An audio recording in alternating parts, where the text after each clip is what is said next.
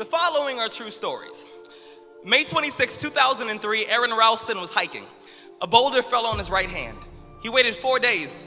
Then he amputated his own arm with a pocket knife.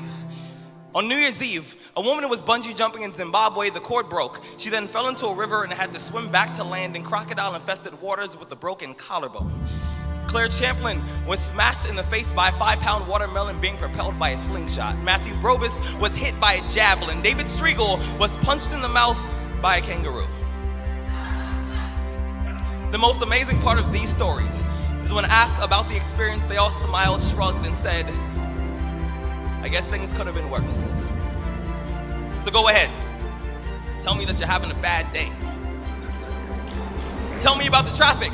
Tell me about your boss. Tell me about the job you've been trying to quit for the past 4 years. Tell me the morning is a townhouse burning to the ground. Tell me the snooze button is a fire extinguisher. Tell me the alarm clock stole the keys to your smile, drove it into 7 a.m. and the crash totaled your happiness. Tell me how blessed are we to have tragedy so small it can fit on the tips of our tongues. You see, when Evan lost his legs, he was speechless. When my cousin was assaulted, she didn't speak for 48 hours. When my uncle was murdered, we had to send out a search party to find my father's voice. Most people have no idea that tragedy and silence have the exact same address. When your day is a museum of disappointments hanging from events that were outside of your control.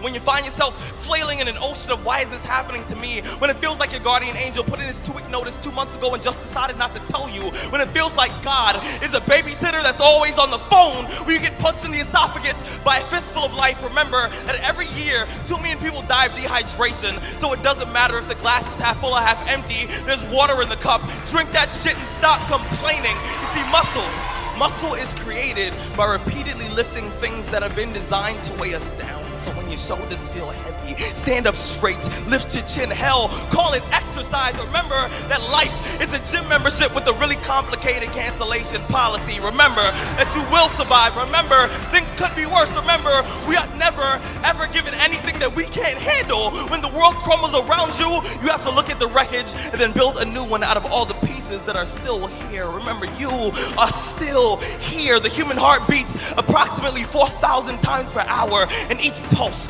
each throb, each palpitation is a trophy engraved with the words, you are still alive. You are still alive. Act like it.